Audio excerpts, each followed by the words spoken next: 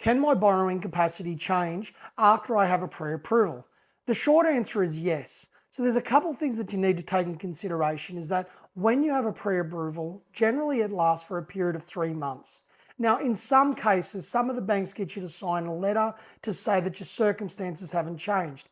Other banks require you to lodge a full application and provide all new information.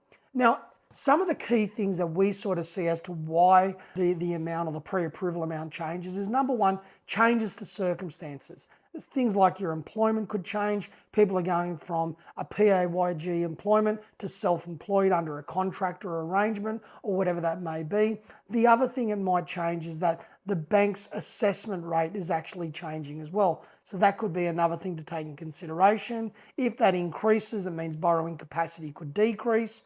The other thing to take into consideration is the HEM index, which is basically the living expense index that the banks use when they're assessing your loan, meaning what does it cost you to live based on your personal circumstances. Now, in the event that rises, that means that your borrowing capacity could reduce.